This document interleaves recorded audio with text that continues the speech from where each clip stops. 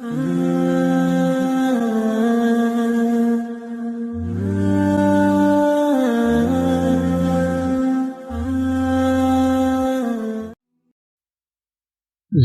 تب خوبصورت لگتی ہے جب کسی کے چہرے پر مسکراہٹ ہو اور وجہ آپ ہو۔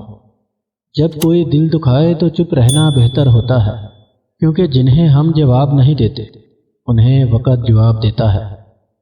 زندگی میں ایسا دوست شامل کرو جو آئینہ اور سایہ بن کر ساتھ رہے، کیونکہ آئینہ جھوٹ نہیں بولتا اور سایہ ساتھ نہیں چھوڑتا۔ کامیاب ہونا ہے تو سب سے پہلے اپنے اندر کے ڈر کو ہرائیں۔ دیر سے بنو لیکن کچھ بنو، کیونکہ لوگ وقت کے ساتھ خیرات کی بجائے حیثیت پوچھتے ہیں۔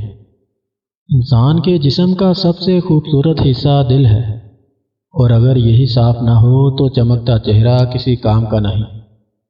اگر آپ دنیا میں کامیاب ہونا چاہتے ہیں تو پہلے ناکامی کا استقبال کرنے کا حوصلہ پیدا کرو۔ حوصلہ چاند کو پانے کا ہونا چاہیے، کیونکہ اگر آپ ناکام بھی ہو تو تاروں کے درمیان ضرور رہیں گے۔ منافق دوست اور سائے میں کوئی فرق نہیں ہوتا، دونوں روشنی میں آپ کے ساتھ ہوتے ہیں اور اندھیرے میں غائب ہو جاتے ہیں۔ دنیا میں آپ کا حقیقی مقام وہی ہے جس کا اظہار لوگ آپ کی غیر موجودگی میں کریں گے۔ منزل پانا تو بہت دور کی بات ہے، غرور میں رہو گے تو راستہ بھی نہیں دیکھ پاؤ گے۔ اگر تم غلطیاں نہیں کرو گے تو کیسے پتہ چلے گا کہ کون تمہارے گرنے کا انتظار کر رہا ہے؟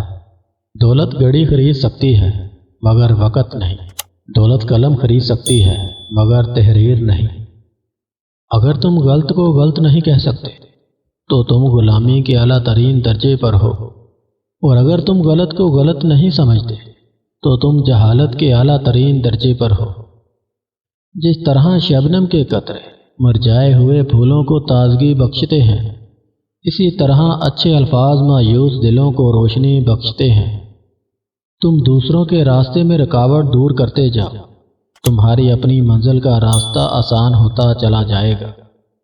سچ بولنے سے انسان کو ذہنی پریشانیوں سے نجات ملتی ہے اور اس کا دل ہلکا ہو جاتا ہے۔ خاموش رہنے کے 7 بڑے فائدے۔ جب خاموشی کو ہتھیار کے طور پر استعمال کیا جائے تو یہ الفاظ سے بھی زیادہ زخم دے سکتی ہے۔ خاموشی آپ کو اپنے مقصد پر توجہ مرکوز کرنے میں مدد دیتی ہے۔ خاموشی آپ کو ایک کامیاب انسان بننے میں مدد دیتی ہے۔ خاموشی آپ کے ذہنی تناؤ کو کم کر کے آپ کو باشعور انسان بننے میں مدد دیتی ہے۔ خاموش رہنا بہت مشکل ہے، لیکن خاموشی بہت بہترین انتقام ہے۔ خاموشی کسی کو بتانے کا یہ بہترین طریقہ ہے کہ آپ نے اچھا نہیں کیا۔ احمق اپنی بات سے اور عقل مند اپنی خاموشی سے پہچانا جاتا ہے۔